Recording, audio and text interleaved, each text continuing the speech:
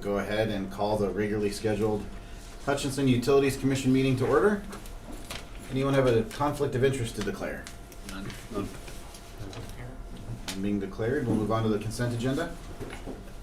Anything in there anybody wanted to pull out? Entertain a motion for approval? So moved. Second. Motion by Monty and second by Matt to approve the consent agenda.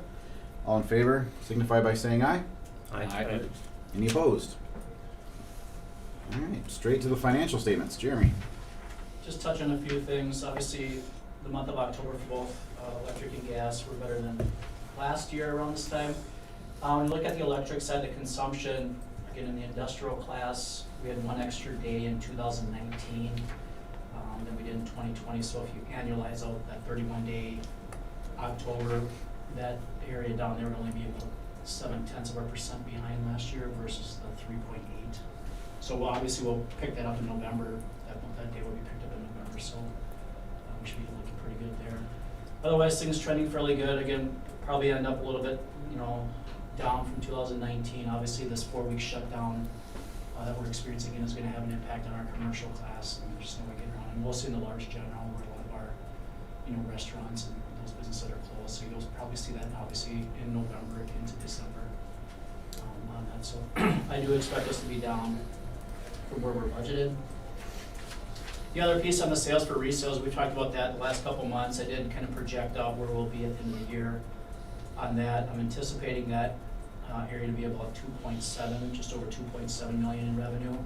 So we'll be down roughly 250,000 in that ballpark. That's all market sales. I had 550,000 budgeted for 2020. We'll end up with about 300,000 in sales. So I would say we're going to be about 250,000 short on the revenue side. Conversely, on the expense side, we're going to save about $200,000 in fuel because we're just not running the generators for market. So the bottom line, that impact will be about $50,000. I'm estimating at the end of the year. You will notice in the 2021 budget, I pulled that down to about 429,000. So we back that down. Still anticipating market sales being higher next year. As I kind of mentioned in the email to you guys, natural gas prices are expected to go back up. So that will obviously put upward pressure on the market sales for us, because we'll be obviously in more competition with the natural gas pricing. So otherwise, things are trending fairly good there. So like on the sales for resales, I expect to hit about 90% budget there. One other thing on the electric side, in the transmission for the month, we had 187,000 in transmission expenses.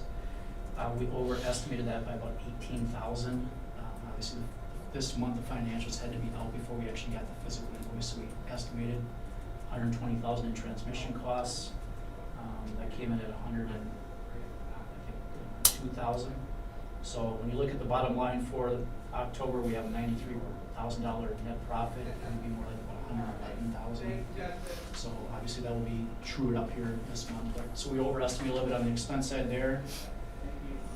Which is obviously positive to us. And then on the gas side, things fairly consistent there on that side. We had obviously an uptick in sales for October. Again, it was colder than October of last year, so we made up some ground there. We're running about 5 to 6% behind schedule through September. Now we're down about 3% behind schedule. The forecast for December is looking more mild. Again, when you look out the extended forecast for that, average precipitation and average to a little bit above average normal December. So if that holds true, the forecast, we won't have a real cool December, so I would say be fairly consistent. We probably won't make up some of this ground for 19, so I would anticipate us being a couple percent behind 19 as well. But overall, again, with things going on with the pandemic this year and our loads, I'm actually surprised that they're as good as they are with some of the shutdowns we had early in the year and some now. So some of that did pick back up in some areas. So. Otherwise, that's kind of the main thing. The only thing I would just note for November, just kind of a precursor, we'll have a bunch of cash going out. I think Jared mentioned to me about $4 million in cash in November. All of our debt service payments are coming due, so we'll be making those, I'm guessing, about the 29th or 30th of November. Down there for obviously the debt service and the generators, and then the natural gas side. Those debt service payments now are running about $2 million a year.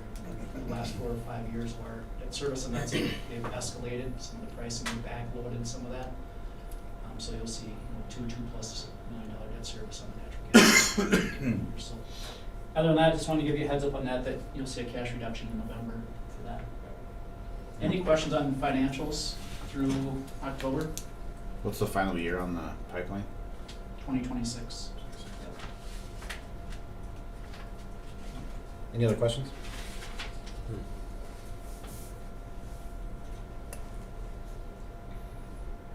Entertain a motion? I make a motion to approve the financial statements. I'll second it.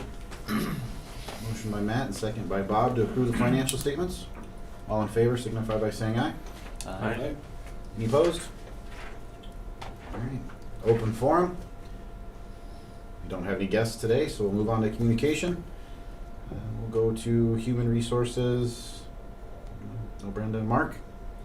The only thing that I had wanted to talk about, and I think that most of you already had learned this, was at the city council 2 meetings ago, and voted to reappoint Mr. Wendorf as a utilities commissioner for his next term, so. Okay. That's it. Thank you. No backing out now? Thank you. All right, Jeremy, back to Just you. a couple quick items, just giving you an update on the EV charger downtown. So we've had it up and operational for 2 weeks now. We've had 5 customers charged down there, a total of 97 kilowatt hours. And the average length of time is about 14 minutes. So the people obviously that are charging down there right now, at least the 5 customers we have aren't fully charging. They're getting about 60 to 70 miles on that charge, and then they're, I guess, getting them to the next location or back to the cities or wherever. But we are seeing some utilization down there in the charger. So that's a good thing. So we've been monitoring it on our software systems. Just recapping on a memo I sent out to you guys, we are going to alternating A/B crews next week, starting Monday after the holidays. And we obviously have had some uptick here in just people having to quarantine, mainly because of close contact. And so obviously to ensure that we keep enough of our staff healthy to perform our emergency situations and things, we need to alternate back and forth between our crews. We're going to anticipate going, again, on that schedule till November or January 11th, the week after, and then we'll monitor and see if we need to make some adjustments. Hopefully we get through this holiday season without any more concerns or major concerns where we're short staffed. So we're moving that direction with obviously the numbers gone up, as you guys are all well aware of in the county, and then just working on year-end stuff, reviews, kind of wrapping up a lot of stuff we'll be talking about today. Sitting in a lot of legislative meetings and things, just talking about what the anticipation is moving forward, assuming Biden gets fully sworn in January, and obviously they're starting to appoint some of his cabinet and starting that transition. So talking a lot about the what scenarios are going to happen, what's going to happen with the ACE rule, and things of that nature. So it's started the transition of conversation, obviously, when those things finally set in place, although obviously get the ball rolling a little bit more on where we think we're going to go from here. I've been seeing on that. So that's kind of what's going on for year end here to the next month and a half. So. Just a quick question. If Dave were here, I'd ask him, were they able to kind of wrap things up as far as distribution and construction? They have for the most part. They got a few little homes, yet some kind of late bloomers. We usually have this time of year, both on the natural gas side and the electric side, but they're still putting in some services. Okay. I saw the guys out this morning putting in some services in the small industrial park over here. Okay. They were doing some work there in some residential homes, but they're getting close. So again, the weather looks really good right now, so we're not have any concerns about getting the rest of the stuff put in. On a side note, I should mention on the that reminded me, thanks for bringing that up. On plant 2 up there, we did have X crane out here yesterday, so they moved the temporary transformer off of that site, put it back in storage, and then they also moved the transformer, relocated the transformer at the downtown plant. So they were out here all day yesterday. So we've got that site open now. If you drive by, you'll see the big transformers gone and wires hanging on the ground. So we anticipate in the next week or two, the soil excavation will start out there.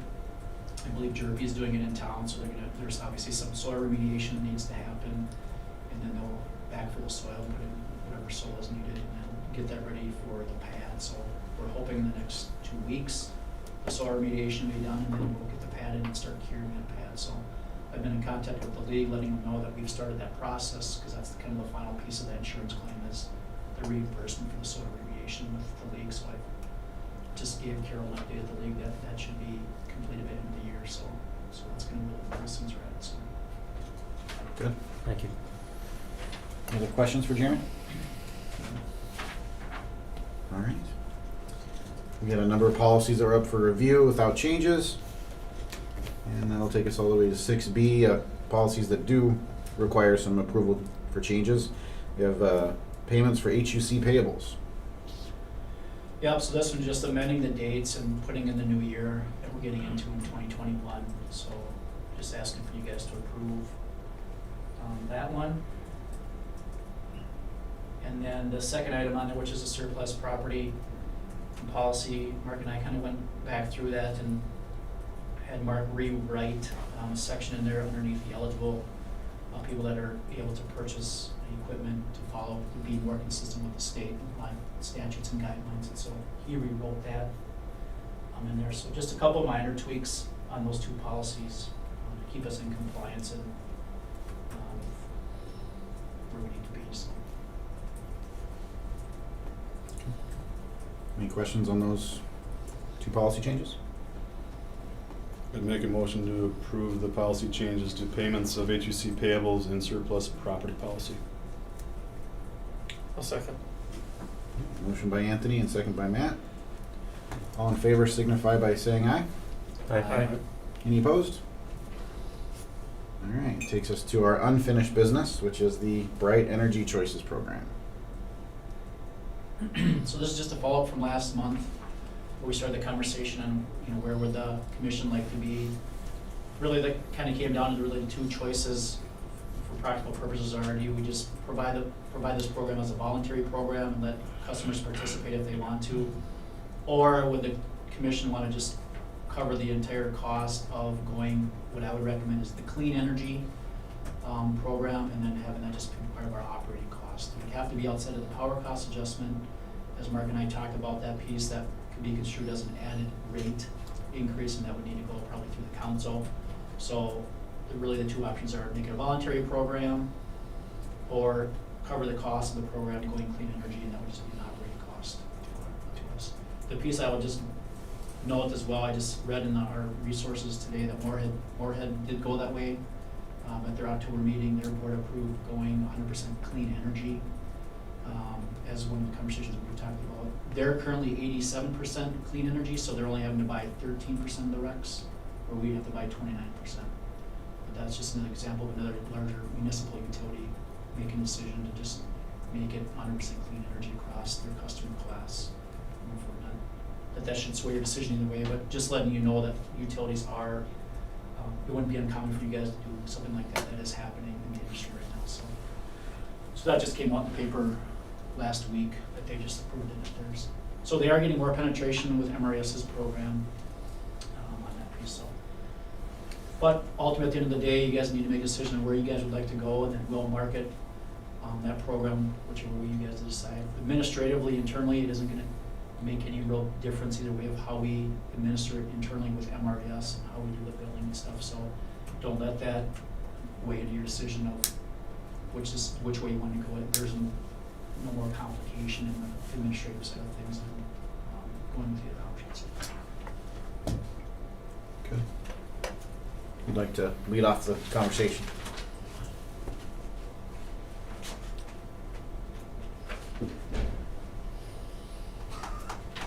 Gotta jump at once. Gotta love it. My position really hasn't changed much since the last meeting.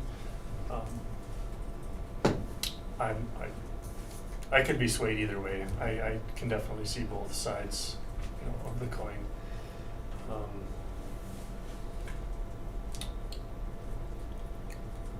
But I guess as of now, I would support it. Just covering the entire cost. I think we all know if it's voluntary, it's going to be pretty minimal participation. I think most people support clean energy if they don't have to pay for it, for the most part. So it would just be something we would choose to do. To hang that flag over the community, I guess. So. Okay. Bob?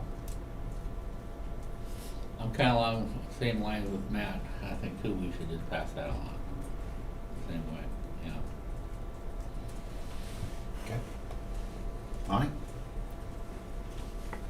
Yeah, I don't know. I guess I haven't changed a lot since last meeting. I see the goodness of it. I guess, Jeremy, you did a good job of describing the difference between clean and renewable.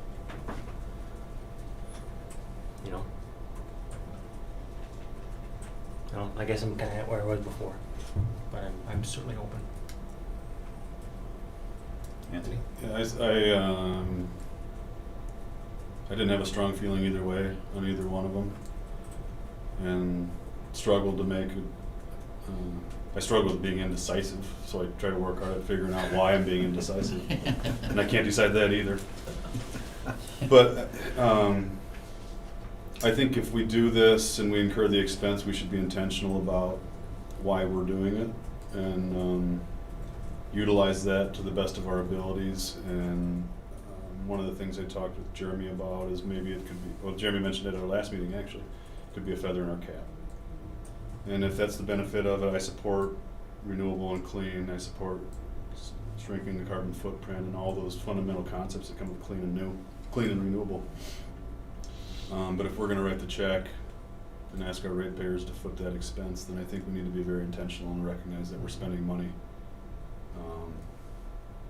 And let's try to do something with it, rather than just doing it. So if that's putting the banner on our website and using it as every part of our marketing of the city and of our utilities and something else, then let's be very intentional about bringing that forward. That's my only comment on it. I support moving ahead with it, but if we're going to do that, then let's market it properly. Have you had any conversations with Miles, with the EDA, about this potential, or if there's any benefit anything we could get out of that from an EDA perspective?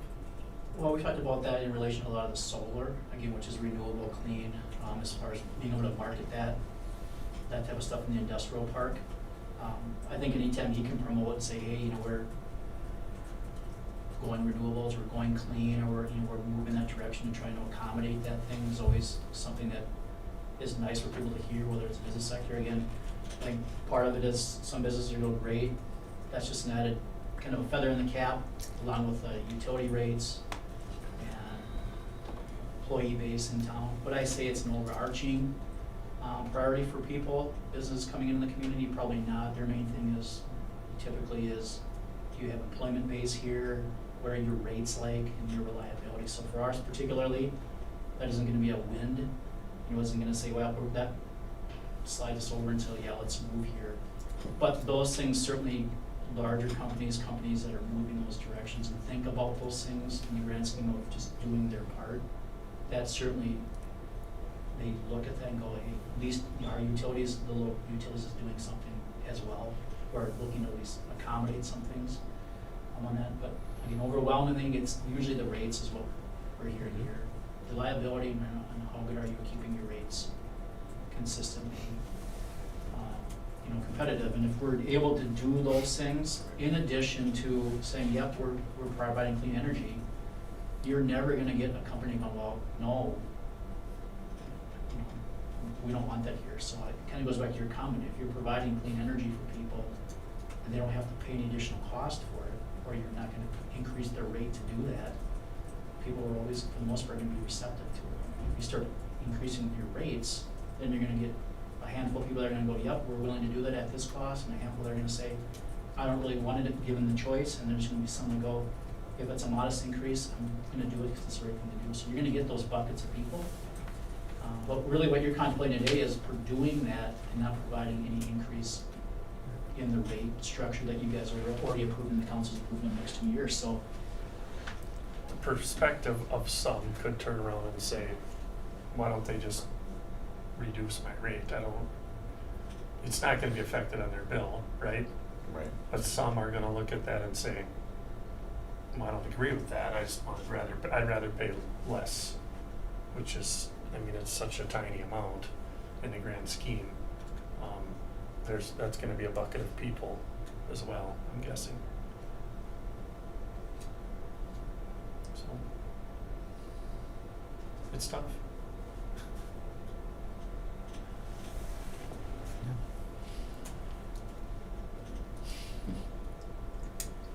So not a resounding answer, but it appears everybody would have a level of support for moving ahead. Is that what I'm gathering? And it's a 1-year commitment, correct? Correct.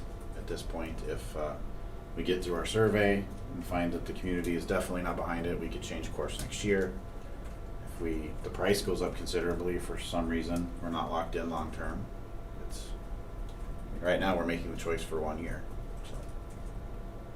And I agree with the concept that I would like us to use it if we do it Right. in a meaningful capacity, make it an investment more than just an expense. You know, if we can increase the tax base, if it assists with getting anybody else coming to town, I think that is a good way to use it. There's no guarantee that we'll stay in the program forever, but right now I think it makes sense. They priced it to a point where it's very attractive. So. I think from a big picture, from a regulatory perspective, it's coming one way or another. It's just a matter of when it lands. So getting up in front of it makes sense to me.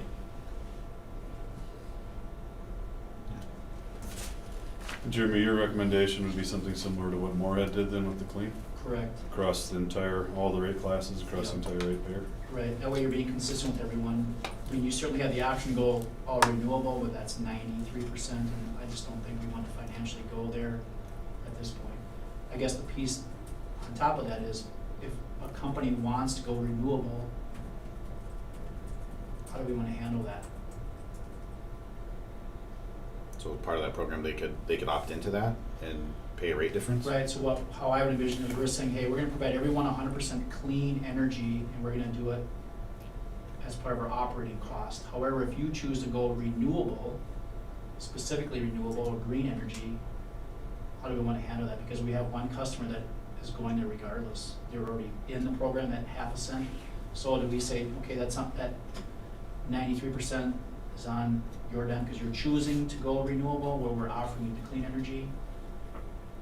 Do you want to provide the other option, which I never brought up to you guys, which just muddies the water more, but you could say we will give you 29% of the renewables as if you're clean energy, right?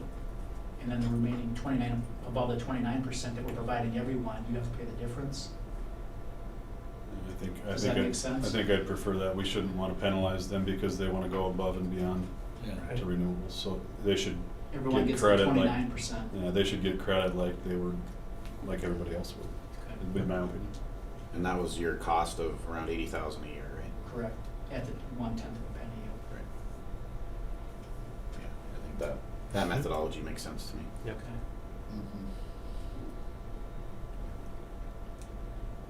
You want to care to form that in a motion? I'll take a run at it.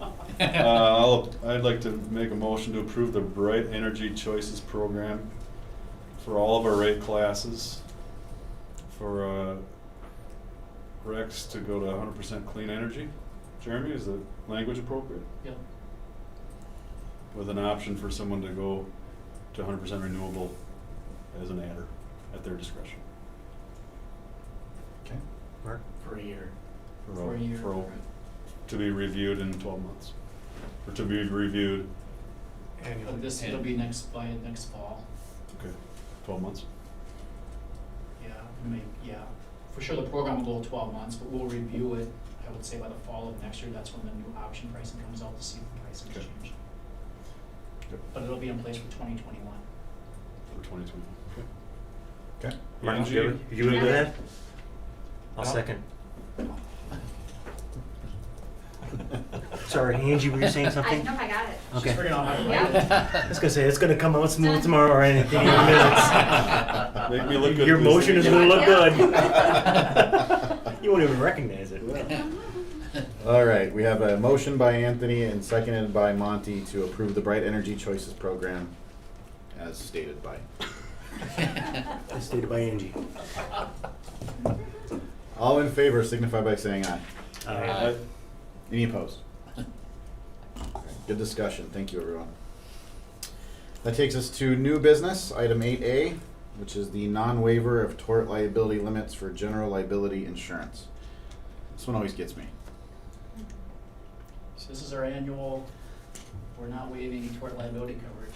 So, you guys have seen it multiple times, but one of the things we're required to do, so that our insurance company knows whether we're waiving or not. Obviously, no one waives it because they don't want the additional risk and exposure, but it's the kind of formality we have to go through, so. Mark, has anyone ever waived this? No. Not that I know of either. Oh, wait, And what? no one has been able to explain why we have to make this decision every year. But nevertheless, we do. They make us, so. Okay. Well, with that being said, I would make a motion to approve the non-waiver of tort liability limits for general liability insurance. I'll second it. Let's do a non-waiver. Okay. Very fast.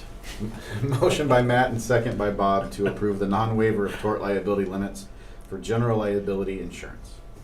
All in favor signify by saying aye. Aye. Any opposed? Very good. Thank you. 8B, approve customer uncollectible write-offs. This is our annual write-offs as well. Obviously, there's state statutes where after so many years we have to write off our collectibles and send them to the state. So we've been good at keeping things clean, and this is our annual year. So we're asking you guys to approve the write-offs for this year. The one big account in there was a bankruptcy in town, the retail customers in town. All bankruptcy, and obviously we're court ordered to not disconnect them while they're going through the bankruptcy hearing. So that uncollectible amount of like $14,666, that's about 45 days worth of utility bills. So that's why that large amount is in there. Otherwise, had that not been a bankruptcy filing, we would have a fairly low write-off rate this year. So. I mean, given the year we've seen without that, we're right in line with the last few, which is pretty good. So, and I don't see anything we could have done different to avoid that either. So. Any questions? I would make a motion to approve write-offs. And Jeremy, please thank Jared and his team. They've done an excellent job with this over the. I will. They really got their arms around it, so thank them. I'll second. Motion by Monty and second by Matt to approve the customer uncollectible write-off amount of $24,998.20. All in favor signify by saying aye. Aye. Any opposed? All right, 8C, selling of our surplus vehicles. So we're asking the commission to approve selling these two pieces of equipment. We did not have you guys formally approve disposing of these assets early in the year. We weren't quite sure where the electric vehicle was gonna be and really where we need to be with some of our administrative vehicles. So we talked about that internally with the EV vehicle, and we have enough trucks and things that if someone needs to take a vehicle here internally for a conference or something like that and doesn't trust taking the EV vehicle in the wintertime, we can do that. So what we're asking for you guys to do is approve getting rid of our Tahoe and Durango here that were typically administrative vehicles or things that were around here, because we don't feel the need that we need those two with the current fleet that we have. So for us, in order to sell these things, we have to have formal approval from the board to sell the surplus equipment. So we're asking you guys to approve selling these two pieces of equipment that will go on the auction. Move to approve. Second. Motion by Anthony and second by Matt to approve the selling of the two surplus vehicles. All in favor signify by saying aye. Aye. Any opposed? All right, item 8D, discuss date for performance review of the general manager. Angie, I suppose that's you. All right, thank you, Don. So per the general manager's contract with utilities, an annual performance review is to be conducted. Generally, the review has occurred in December during the commission meeting, or if you so choose, you can schedule a special meeting for this. It is up to the commission, you guys, to decide on when you want to hold this. When the date is decided, review forms will be sent out to all of you commissioners. Once you are done with the forms and we receive them back, we'll compile all the information and we'll have it ready for the review. During the review or for the review itself, at that time, General Manager Carter will have the opportunity to decide if it should be an open or closed session. And for December meeting, you guys have all agreed to have the commission meeting on December 16th. So if you so choose to have it afterwards, that would be the date. I think the last few years at least, we've had it that same day. Correct. Jeremy, outside of this, performance review, do you see a heavy agenda in December or not? Nope. So it should be this and the final approval of the budget, CIP. The grid movement, pay grid, and maybe a couple policies, that's it. So you should keep it fairly light for the holidays for the board. We should be able to fit it there. I think so. It's worked good in the past.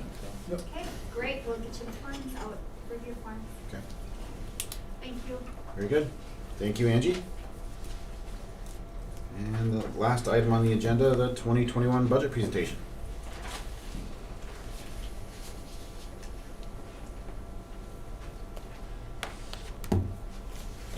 So I'll try not to get too close to you guys here. I'm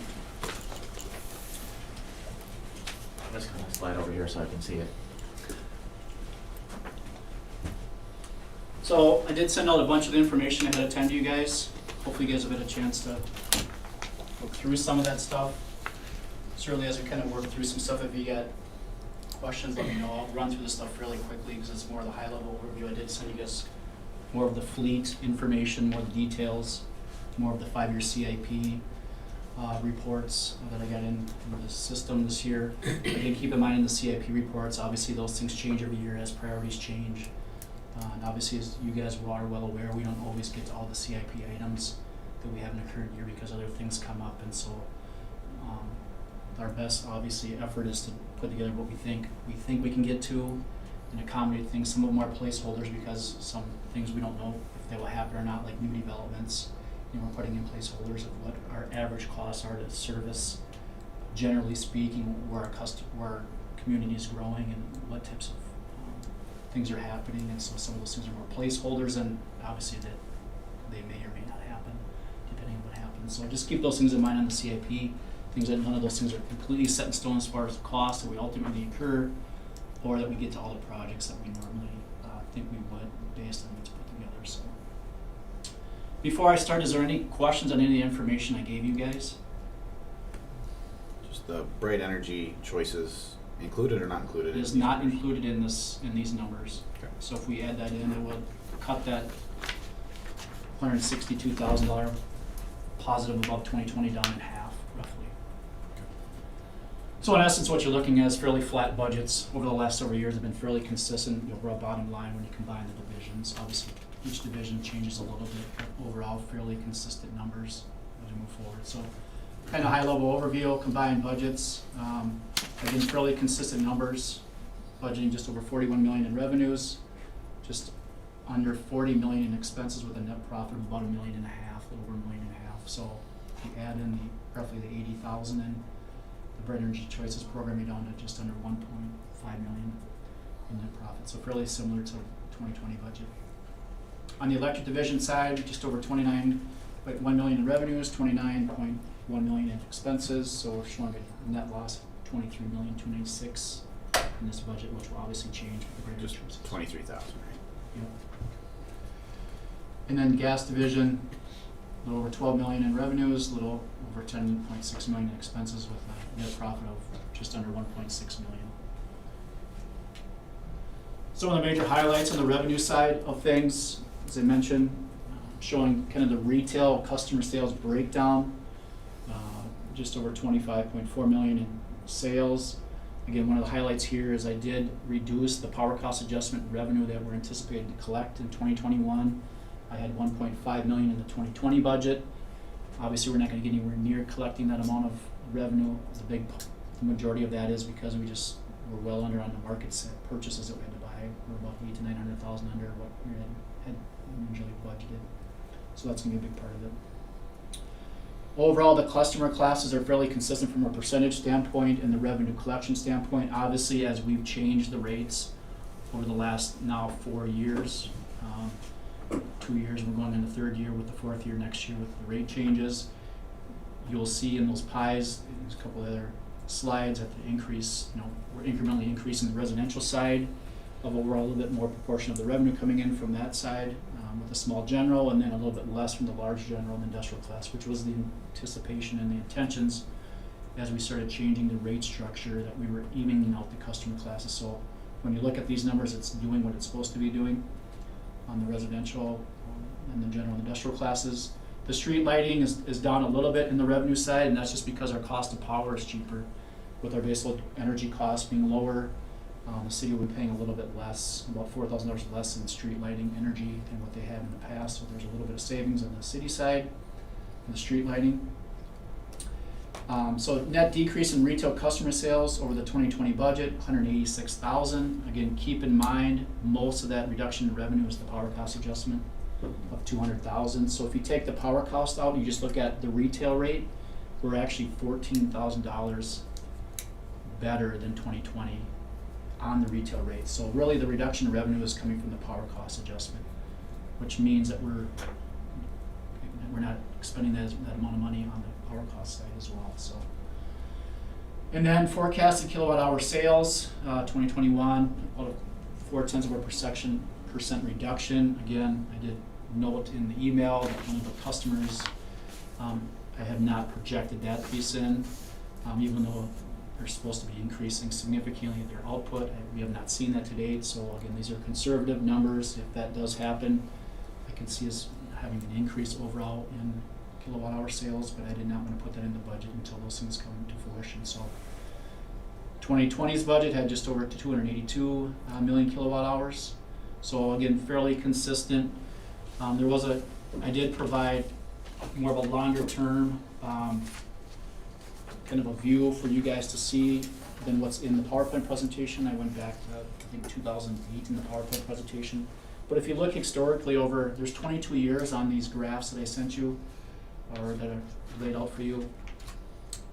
Obviously our biggest years, which has been fairly consistent in the utility industry business, the biggest years, whether it's electric, gas, water, sewer, was prior to the kind of the financial crisis of 2019. So 2007 and 8 is where a lot of utilities or people in the utility business saw a lot of their highest sales, whether it's gas, water, sewer. And since then there's been a retraction after 2009 where it's kind of come down. Some of that's because of companies closing, some of that's because of companies downsizing, restructuring, things of that nature. So we were in the same boat. We weren't outside of that. And I know the city's information shows the same thing on that side down there. So you'll see on the electric side. So what the theme, I guess, on the electric side is we can anticipate without any major customer doing something significant or a major increase in the industrial park for major usage, that we're going to see fairly flat electrical loads, anywhere I would say between a 0.5% reduction to a 0.5% increase in load. Even as we add new developments, apartments, residential customers, those aren't heavy load users, and so even with the plethora of those things happening, it's still not enough to move the needle significantly overall in an annual year, because keep in mind, as we're increasing developments in town, people are also doing efficiency things that offset a lot of that. So as more people are adding technology to their homes, as more businesses are adding equipment lines, those pieces of equipment are way more efficient than what they used to be. So we're seeing a lot of offsetting of efficiency with just renewable standards, equipment standards, things that offset some of the growth that we're seeing here. So, and that's pretty consistent with all utilities across the board, unless again there's major growth going on or there's annexation in the community we're adding. As you can anticipate seeing that over the next 5 years to 10 years of minimal growth. Now with EV and some of those things happening, you may see a little bit more growth from that regard, but don't anticipate major revenue spikes and major increase in kilowatt hour consumption unless something majorly changes here on that. Sales for resales, that is budgeted at just under 3.4 million. That's the biggest increase on the revenue side, where it's increasing 352,000 over the 2020 budget. The biggest increase is coming in the capacity sales with the Rice Lake utilities. That's a full year of capacity sales now that goes out 20 years, and so that's added some good revenue to the bottom line that doesn't come to any operating costs, outside of what we're already incurring just to run our facilities here. So that's a big increase there. And then, as I mentioned earlier in the meeting, I did pull down the market sales from 550,000 to 429, so I'm showing a slight reduction in market sales. And then the other revenue is fairly consistent. The one thing I'll note here on the additional customer charges, I'm only budgeting 6 months of collections. I'm anticipating this COVID moving in, still going into the first half of the year. And so if you guys recall, we have kind of made a voluntary promise to the state, as all utilities have, that we're not gonna disconnect people and we're not gonna charge late fees and penalties and things of that nature. So that's still in play. I'm anticipating that going into 2021. So we typically, on the electric side, we usually, this number's usually double in revenue, but I'm anticipating us being in that situation for a while where we're not gonna be able to charge those. So you do see a slight reduction on the other revenues for what we typically have. Any questions on that revenue stuff? These are just the pie charts that I show you every year, just more of a pictorial format, so you guys kind of see how the allocation breaks down.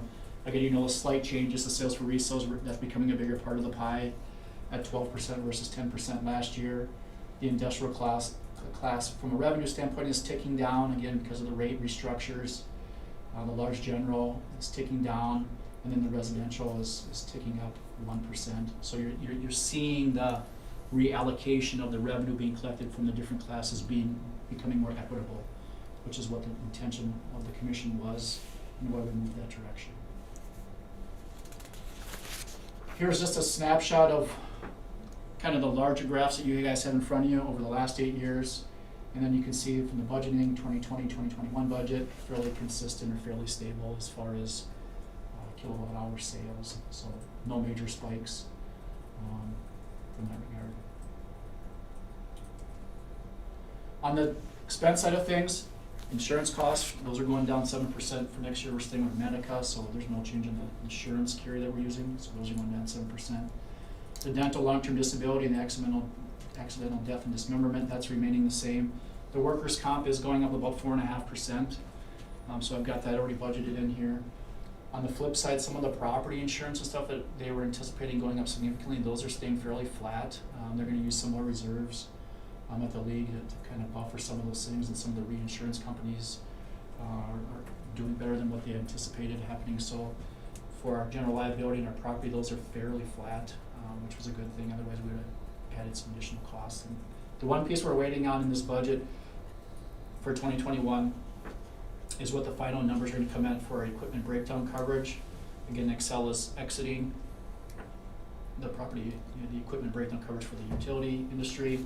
But we've got 2 carriers that are going to be quoting on that. So I left in right now the budget of about $122,000 for equipment breakdown coverage, which was the Excel's number. If that number needs to be tweaked, if we hear by the end of the year that they're coming in under or whatever, we'll adjust that. But I'm anticipating them coming in maybe a little bit lower than what Excel's were, because they increased their rates and their amount in 2020 because of the claim.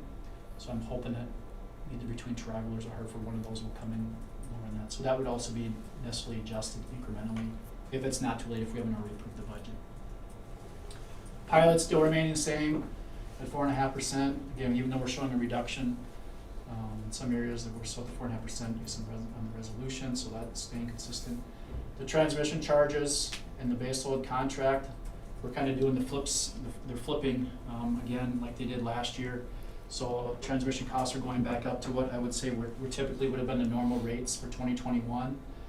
So we have about an increase of $520,000 budgeted for the transmission expense side of things. On the flip side, the baseload contract expenses are going down about $458,000.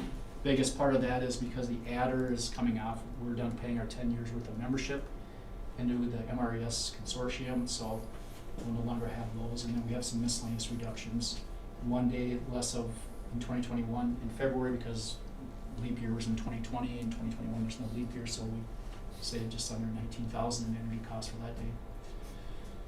The piece with the transmission, if you recall, why the rates were cheaper in 2020 is they had to do true-ups back to the people in the GRE zone, and that's down back to 2017 when they started adding tax liability expenses and things into their Schedule O. When they did that, they collected more revenue requirements than what they should have, and so as it went through MISO filings and FERC and NERC filings, they basically said, no, that isn't allowable, you need to refund that money. So in 2020, we saw them reallocating revenue back to us, Wilmer, Simpa, and a little bit of Excel in that territory. So that's why the rates were lower in 2020, because they had to send back over collections from the prior several years. Monty, you and I were on the commission many moons ago when we were getting undercharged for transmission. And then we were getting overcharged for transmission. We haven't even been around that long. Sounds like a Goldilocks problem. No, it's just right. I like the many moons ago Yeah. reference though, you're right. Needless to say, they weren't real happy about giving all the money back. Well, I either, bet, but- yeah. So the piece that will factor into where we end up on the budget side of things at the end of next year, as it is every year, you look at the 2020, is some of that comes down to what our demand is every month, so that plays a factor. So what happens is GRE looks at a 15-minute increment in each month, and wherever the highest load is in that 15-minute increment, they look at what our demand was, what Wilmer's was, what Simple's was, and then they allocate those expenses based on your particular demand relative to the overall highest demand for GRE zone.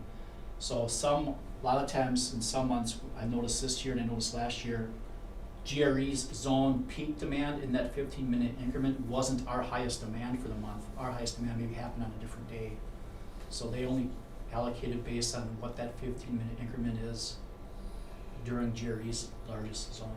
So sometimes what we budget is what we're anticipating our peak demands being and estimating those things based on our profile here, but sometimes we end up coming in under what we're anticipating spending on transmission because our peak demand doesn't line up with GRE's zone and peak demand for the month.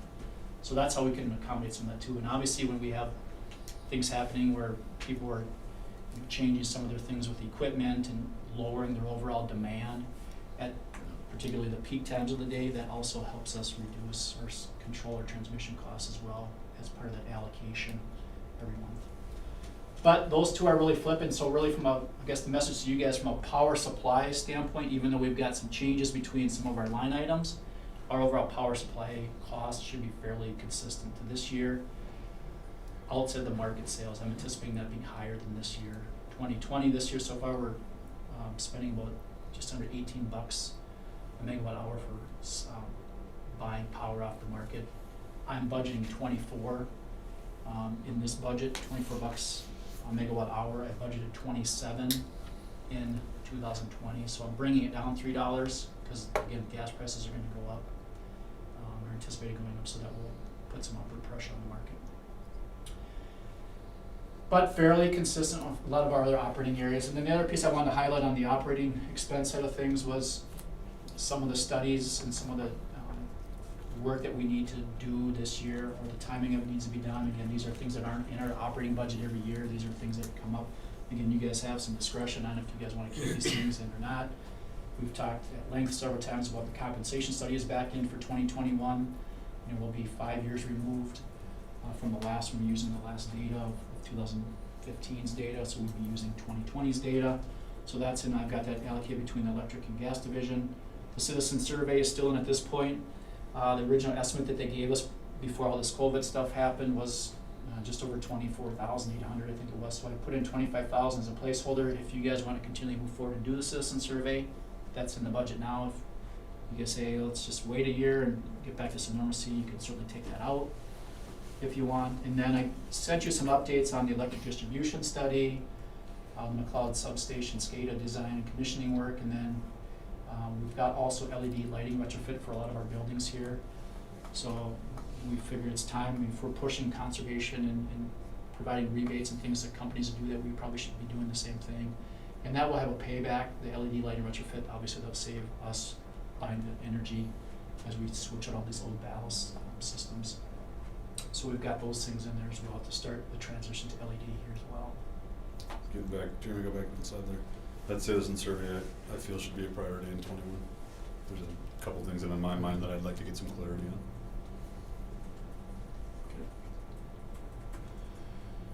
And then just the operating side of the expenses side of things, again, pie chart, I'm sure you guys have taken a look at, but fairly consistent as far as the allocation. Again, most of our costs are coming in power supply, transmission, and then I did tick up depreciation this year to $3 million. On the electric side, we are gonna start depreciating those generating units. Here we didn't, those are still sitting in work in progress for 2020 this year until we kind of get through a few little items, but I told them we need to start, even though I think we've only got 1% of the actual payment left to make on, I think, about $90,000. So we should start getting these things depreciated. So I have Jared talking with the auditors about starting to depreciate that, even though we're not 100% fully paid out. But we're anticipating at least mid-year starting to depreciate those new units. So those obviously will add to operating expense as some depreciation item. But so I've ticked that up a little bit. But everything else is fairly consistent from the electric side of things as far as debt service and things of that nature. So. And then kind of the final one that kind of breaks it down in some different categories so you guys can see how things are going. Again, we talked about on the revenue side of things where things are at and the different increases. Personnel costs are going about 2% on the electric side, I think about 1.5% on the gas side. Again, and then you can see the increases in purchased transmission costs, that increasing, and then obviously the reduction in the purchase power side. But everything else fairly consistent from that side. Again, on the operating expense side of things, the kind of the catch-all things like the studies and our IT budgets and all that stuff is, going up a little over 0.7% increase. Again, without a lot of these studies that we just talked about, we'd actually see a reduction in operating expense on that. And then obviously we're showing a reduction in fuel costs as well in that regard. So, but again, fairly consistent to the last year's budget or 2020 budget. Any questions on the electric side of?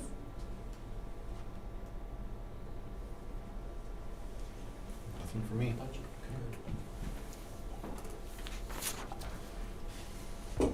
Gas side fairly similar as well. Looking at retail sales of just over 7.1 million. The breakdown of the residential side is the biggest portion of that. At just under 3.9 million in sales. Commercial sales about 3.3, just under 3.3 million. Again, net decrease in overall retail sales, even though I'm showing an increased consumption level of 1.3%. I did give you guys an indication of where that reduction in revenue is coming from. It's from our one customer in the industrial class. With the rate restructuring, that brings down their consumption rate a little bit. So even though we're having increased forecasted sales, there's a little bit of reduction in revenue on that side. And if you guys recall from that study, that customer was actually paying about 40% more than what the cost of service showed for that customer. So we're moving in the right direction to stabilize and bring that back down as more of a consistent pattern. Contract sales, just over 2.9 million. Again, a decrease in the contracted customer revenue. Consumption fairly consistent as far as what they're going to be consuming. Some of that just happens to be the reduction in the gas pricing with some of the changes they've made on how they're purchasing fuel and natural gas.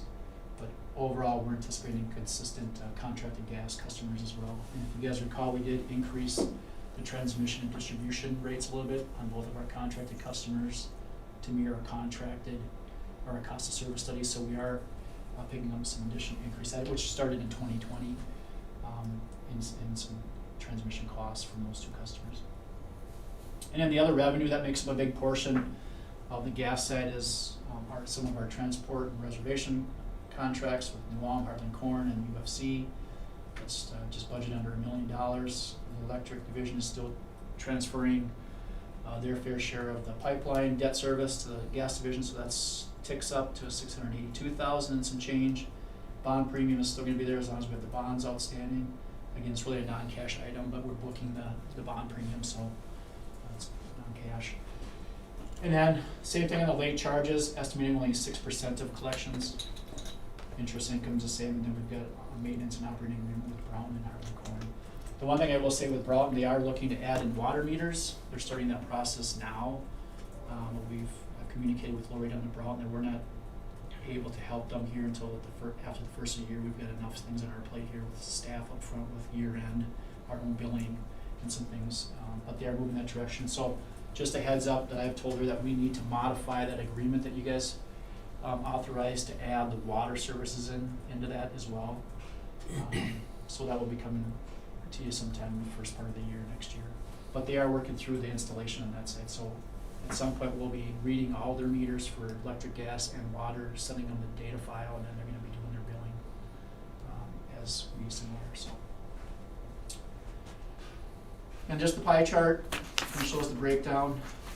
Allocation fairly consistent. This again, we've talked about this in the past, is more about consistent customer class breakdown from the revenue standpoint of not quite a third, but fairly close in that regard. Annual MCF sales, fairly consistent. Again, a couple anomalies. We've talked about this in the past. 2014 was the polar vortex. You guys recall that? January, February, March, it's extremely cold, so that there was a tick up in 14. But we are seeing kind of this up and down piece a little bit more. Obviously the gas side, and I think we maybe touched on this in the past too, the gas side is a little bit more weather dependent with variability than the electric side is, even though hot summers can put some variability on the electric side. Those aren't as varied with weather conditions as the natural gas side are. So if we have a fairly calm or fairly warm winter, we can see consumption significantly drop quicker than on the electric side with hot weather. But fairly stable, some up and downs. A couple years where consumption was down a little cool, a little warmer, but we've kind of trended back up. 2019 was a pretty high year, but I'm anticipating 2020 obviously is not meeting projections. Obviously the pandemic kind of skews some of our normal operations, but anticipating 2020 being similar to 2022 as far as consumption. So nothing super alarming there. And when you look at the 20-year kind of graph, it kind of shows some of that. Again, 2008 on the 20-year graph was our highest consumption number as well. So 2008 on the gas side and 2007 on the electric side. So again, those are right before kind of the downturn, but that's where we have some of that. And obviously, as customer mixes change and things happen in some of our larger customers, obviously that impacts some of it as well. We have seen obviously with this year residential, as I'm sure you guys have seen the financials of residential sector on the electric side is up because there's more people at home and there's more stuff running. So we've seen an uptick on the residential side, which I guess if there's anything good about that, that's our higher rate on the electric side. So we're seeing increased consumption there that offsets a bigger percentage of the reduction on the commercial side because the rates are higher. There's a little bit more margin there. But overall, fairly flat budget from a consumption level. Jeremy, on this 20-year, thank you for providing this information, by the way. The first page being the consumption of kilowatt hours, and the second page being the 20-year consumption of MCFs. The trend is pretty clear on the electric side, that it's flat to down every year, and you don't really see that on the gas side. Right. Do you have an opinion on why that might be? I think it's just the weather variability is the biggest factor on that. So if it gets cooler earlier in the year and people are now have to kick the furnaces on, that's a big indication of it. The gas side, with some of our industrial classes, that's particularly with our largest customer, with a lot of the processing down there. If they're doing some different products and some different design where they need more heat to do some of those things, they're procuring more gas. So some of it's manufacturing related. But I would say generally speaking, you're going to see more volatility on the natural gas side based on how the weather plays out. I'm guessing furnaces can't get much more efficient, right? I mean, household furnaces are pretty efficient that have been put in the last probably 10 years. Yeah, 93, yeah. So maybe the technological advances on the electric side have cut load, and you don't necessarily see that on the gas side, maybe. Right. Looking at the gas graph, I can definitely tell the winters that I enjoyed more. I'm conflicted now. From the cold weather, just the bill. But that's what we're seeing here is when we talk about with staff and system control, is that's what we're really seeing is 5 degrees cooler in a typical month on average, you see significantly more gas utilization than a 5% increase in heat on the electrical bill. why you wouldn't think that, you think they'd be fairly consistent, they're not, you see more of an impact weather related with natural gas. Big picture wise, when we make decisions and set policy for 10 and 20 years out, that's something, we gotta plan for more volatility in gas and plan for smaller load probably like mildly trending.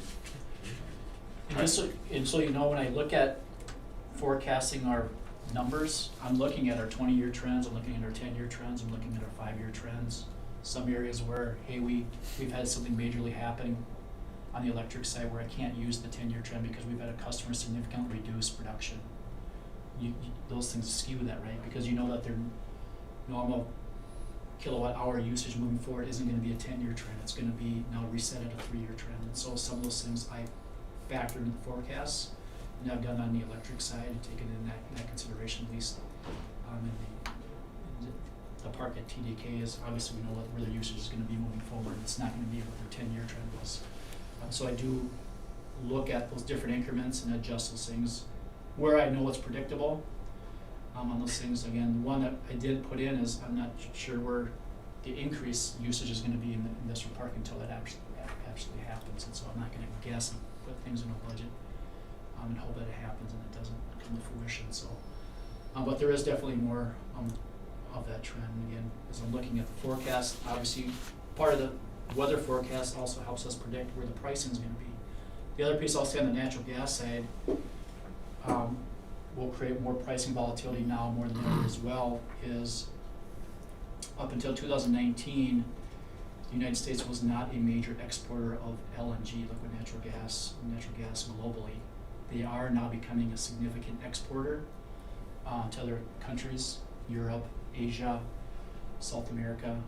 And so one of the things that's constantly being talked about now is even though locally in the United States our inventories may be at inventory levels where we need to be with where the forecasted temperatures are going to be through the winter, the global market is also going to play an impact on pricing in the United States now. So that more so than anything now is driving some pricing on the natural gas side. It's not do we have enough inventory in the United States, it's what other markets globally are going to be wanting to purchase that natural gas. And obviously gas companies are in the business to make money, so if they can sell it overseas, even with logistics costs and make more money, they're going to move it that way, which obviously can have an impact on our inventories here locally in the United States, which then obviously puts upward pressure on the pricing. So that's something we'll have to watch with some of that volatility in pricing, is what's going on globally with countries. So that's another piece just to keep in mind.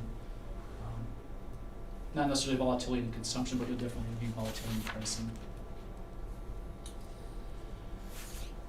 Gas side of things, again, similar things, 7% decrease obviously across the board, so it impacts the natural gas side as well.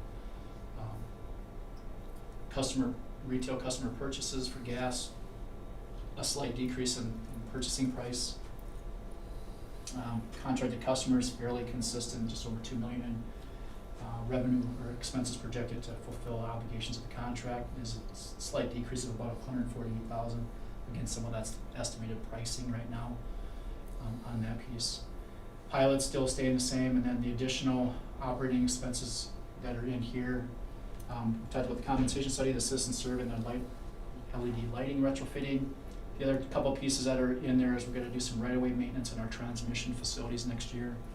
Along some of those corridors, we're going to just do some maintenance and some upkeep there. And then we're continually moving forward with some revised technologies, some new RTUs. That really goes back to, and the flow bus goes back to a lot of, we've put in a new SCADA system.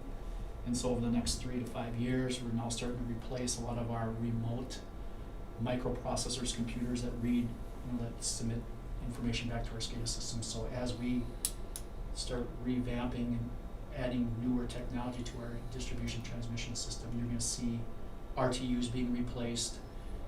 So we got the capacitor banks going in McLeod substation. That's an ideal time, since they're going to have to shut that substation down to replace the old RTU out there and get that recommissioned back up to read the new relays and the fuses that are going in out there.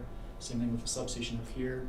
While this thing's going to be reconfigured, now is a perfect opportunity to put in the new RTUs in there. And so those things are happening on a constant basis every year over the next 3 to 5 years to replace all the old technology that we had. A lot of the stuff is 40, 50 years old. It's all mechanical, and they're being replaced with newer technology that isn't mechanical. It's more electric, more SCADA system driven, and so those things are happening. So you'll potentially see some of those RTU costs in the next several years' budgets as we can get to replacing some of those things. But those things are going to be happening as well this year as well. So, and then there's kind of the expense side of things. Again, similar budgets, similar pie. The gas side, again, projecting about a $100,000 increase at this point over the 2020 budget. So, but fairly consistent, seeing an uptick in really our third-party agreements at this point. For the most part, this kind of really the difference is, and then the purchase gas, we're projecting a reduction in some costs there as well. But overall, fairly consistent budget on that side of things as we move forward from the operating side of things. Nothing out of the ordinary. We're projecting about a 1.5% increase in the personnel costs on that side. So as you look at the combined budgets, again, total, today before we add in the program, just over 1.5 million in net profit. The personnel costs, we talked about that, it's just under 2%. I will say, just to kind of go back through the general timelines of things, when we first started up here, when I first started back in 2014, we were at 60 FTEs. By the end of 2016, we were down to 50 FTEs, and we've added in 3 FTEs over the years. We added back in a position in 2018, which was a mechanic, or an operator. 2019, we added back in a mechanic, and then this last year's budget, 2020, we added in a new router service person in there. So we're at 53 FTEs total, so we're still down 7 FTEs, which saves us about $750,000 annually in personnel costs on about those 7 people. Obviously, where we're at now, we can stay in that range, 50 to 53. I don't anticipate having to increase staffing here with where we're going operationally with things. As opportunities present themselves, there will be organizational restructures and changes that happen too that can keep those numbers fairly flat as well as those things come up. So overall, sitting well on things. Obviously, the COVID, the pandemic thing has kind of slowed down, staying on top of some things all the time with some of our maintenance schedules and some of those things with our generating facilities. Obviously, we talked about that as we've added new units into those production facilities. They're going to become more system-driven, software. Some of that training hasn't obviously happened yet. We're still working through some troubleshooting issues on those 2 units. They are supposed to be putting in the new software system on Unit 5 that will help us troubleshoot the Wärtsilä unit, but some of those things are slowing down because they can't get the training because of travel and those things. But those things will eventually happen as we move forward too. And could you talk a little bit more about that? The 2 engines and the issues we're having, and when you think we'd get resolution on it? I understand the whole international travel thing and the COVID and running interference with what probably would have already been fixed, but talk a little bit more about that. okay, so they've tried really a couple different things so far. So the issue that we're having right now is we're still getting some oil mist spray coming out of those units. And so originally when that was happening, it was tripping our units. And so as we were running these things, and obviously we were ramping up in the summer to use some of those things for our hedging program, for our market sales, they would trip offline. So what they did, the first thing they said is, hey, we need to redo some of the piping. We've got too many elbows. This stuff wasn't really designed the way we would like it because we're using an existing facility, so we made some modifications to the piping, thinking that was creating some of the problem. That didn't fix the oil mist problem. Then they thought it was just a sensor that was tripping the units, and so they looked at the sensor, and that wasn't the issue. Then they pulled out some of the filters and thought, man, there was something bad with the filter that was tripping these units because there was some oil mist leaking out. That didn't fix it. So they just came out recently and said, hey, we need to realign these units. Originally when they were put in, one of the things that they think may is happening is these things aren't exactly level. And so Claudio came out from Ziegler and used his equipment to readjust the 4 corners of those units, thousandths of a millimeter. He thinks that is part of the solution that would help then correct some of the angling of some of the piping in there. I think some staff speculate that maybe that isn't going to fix the oil mist problem. The other piece that they're working on is a solution has an oil drip pan and different piece of equipment that they're using in Owatonna because they've had some similar issue with one of the units there. I think they've got 9 units in the Owatonna facility, and that has seemed to resolve the problem. So they're working on that solution for HUC. So some of the things that they've implemented at Owatonna have worked here. Some things haven't because of our configuration of our building. The Owatonna plant was just units in a nice row with a building erected over it.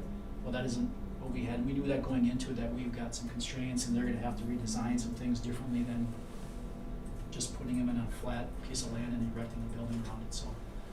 But we are running those units, they're not tripping, but we are consuming a lot of oil. So we're trying to work through that piece. They're gonna extend the warranty as long as they need to until we get that resolved, because the warranty was supposed to end last October. And so they've extended it through the summer, and we said, hey, we're still having some little issues with these things shouldn't be consuming this type of oil, you're saying they shouldn't be consuming this type of oil. So they've agreed to, and they've been very good about, until we get these little things figured out, you know, we're gonna keep those warranties in place. So that's the only reason we haven't made the final payment, is because until those things are finally at 1,000 hours and they've been fully commissioned and they run those run times without any problems, the final payment isn't due. And so they obviously they know that they need to get those things resolved. You feel like it's a major issue or a small issue and it'll get resolved, or you're not too worried about it, it's just a matter of time type thing? Yeah, I don't think it's a major issue. I think the frustration of staff is, it's not a major issue, but why haven't we figured it out yet? And so they've tried a lot of different things and that hasn't really resolved it. But as far as everything that they've agreed to in those contracts, the heat rates are running right where they need to be, so they're efficient units. We just talked about the natural gas. We thought there was a natural gas problem a while back where our quality of gas wasn't where these Caterpillar engines like to run with some of the quality we had. That's been resolved, and there was a little stretch where we were getting gas from the Bakken, and that wasn't as high a quality of gas. And so that was part of them setting their compression ratios on ours, but that's been resolved now. So we have no other issues than just that little oil mist coming out of a couple of those little seal areas. And so I've talked to the mechanics, I've talked to Randy, I've told those guys it's not a major issue, it's just frustrating that they haven't been able to resolve it yet with all the mines and all the engineers that are working on it. So I'm anticipating it getting done. We're anticipating that those problems being resolved this year, and we'll finalize the contract. But as far as everything else, they're easy to work on. You know, they were kind of as advertised. Those things the staff likes them, other than we'll get up here with the oil. So. Can you remind me on pilot, we are set for 2021? Is that conversation coming up again? It is coming up. You know, based on the resolution, we're supposed to, after 3 years, we're supposed to have a group from here, meet with a group down there, and just kind of go back through and review how is it working, where's everyone at financially with the different entities, and just talk about, do we want to adjust it, do we not want to adjust it, how are things working. So that is coming up first part of 2021. I think we should start thinking about that. So obviously with some of these things, you know, there was a floor and a ceiling. The pilot can't be raised above, I think it was 2%, but it can't go below the prior years. And obviously as our revenues sometimes dip down and dip up, which mainly happens because of our power costs are going down and we don't have to collect the revenue through the PCA, it keeps them from losing the existing pilot from the previous year. But those things are coming up. So that would be something I would have you guys think about, is who wants to maybe sit on that meeting and partake in that conversation with some city staff down there. But like I said, I'll engage Matt after the first year, just gonna say, hey, we should fulfill the resolution obligations and just maybe sit down and have a conversation. But for our 2021 budget, it's just the 4.5%. Thank you. Any questions on the operating budget, the CIP, or the fleet? Again, I tried highlighting in the CIP, we have about 2.6 million in projects this year. Obviously, half of that's the transformers that you guys have approved, so that whole project will take place in 2021. Again, I'm anticipating about 468,000 final proceeds, so we're going to need to use cash reserves of about 900,000 roughly on that part. But otherwise, a lot of it's just maintenance, updating our technology, relocating some of our stuff on the natural gas side with some of our street projects. Nothing super out of the ordinary, as far as what I would say is a major project going on than what we're typically doing on there. And then some building repairs on some of the production facilities are out there.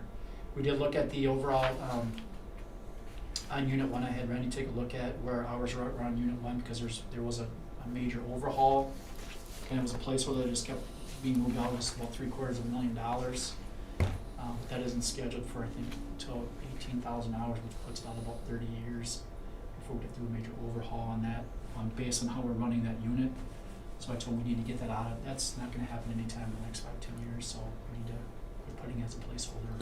Because we're just not running that unit. I think we're averaging, I think we, Dan and I looked at, we've been averaging 400 to 500 hours a year on that. It was running more when we had to transalt the contract, but now we're not, and so, if we're putting on for, I think we budgeted about 400 hours this year on average for market sales, so you can kind of do the math, 400 hours.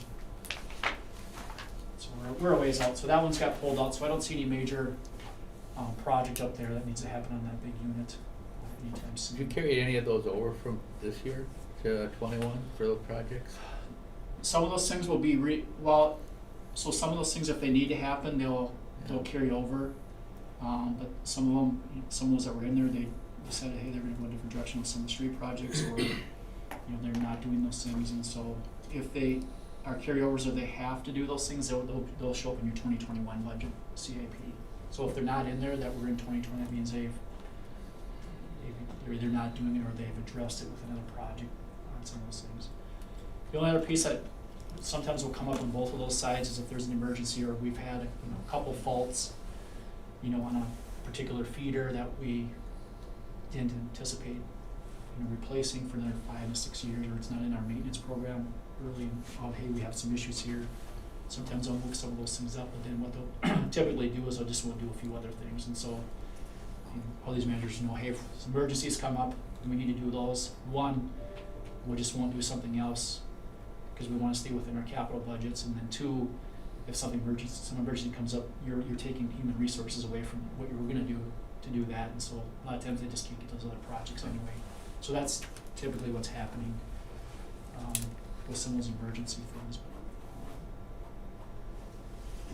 But overall, the managers did a great job of putting together their operating budgets again, going through and being as realistic as they can in the CAP and the fleet information, again, consistent in those things. And so those guys did a good job, staff's doing a good job of sticking to their budgets and making adjustments where they need to. And if something, like a voice, if something comes up where we can't stay within a budget or something emergency comes up, then you need to let me know so that I can talk to the board about that. So they've been really good about, if something like that has happened or is going to happen, they're usually pretty good about letting me know that. So things have been looking pretty good here financially from that standpoint. And you had some of the financial reserve policies in the packet. And those things are working well. I haven't gotten any indication from the board that they want to change reserves or doing that, so we're sitting good. Good from all the different ratios that we are typically looking at, our debt service coverage or cash reserves, those things, and so we're sitting in a pretty good spot at this point. So. The question in this slide, Jeremy, 17, 18, and 19 actual. You don't have anything for power cost adjustments. Then in 20 and 21 budgets, you do. Were those power cost adjustments that we charged, is that rolled into that customer sales number? Yes, it is. Yep. So when you combine those two numbers, they're pretty comparable. Correct. Yeah, I started pulling those out in the budgets 2 years ago because I think you had mentioned, hey, I'd like to see what we're budgeting for the power costs. I pulled it out, but yeah, in the actuals, we don't have a separate line item in our accounting system. It just rolls up in the retail rates. If you want to know what we've collected in those years, I can tell you what that is. Close enough for me. Thank you. Any other questions? Anything else to go over? That's all I got. Unless there's anything else. Looks good. Put together very well and summarized, just like you've gotten us used to. So thank you. Yeah, this is pretty good. I like standard. I like it to be similar to prior. Makes it easier to follow. Okay, well, let me know if you have any questions. Again, I'll bring it forward at the December 16th for approval. I will add in the right energy choices. I'll do a more estimated, better number for that, put that in, and then I'll send you guys a revised budget so you have that piece in. Yeah, if there's any changes made to what we saw today, just note those changes. I mean, I spent a fair amount of time looking at this, and I'm happy with it. I think it's a really good budget. I agree. Okay, sounds good. Thank you, Jeremy. Yep. All right, item number 9. Motion to adjourn. You were on that one, Matt. Oh, that was quick. Second. All right, motion by Matt, second by Anthony to adjourn. All in favor signify by saying aye. Aye. Anybody opposed? But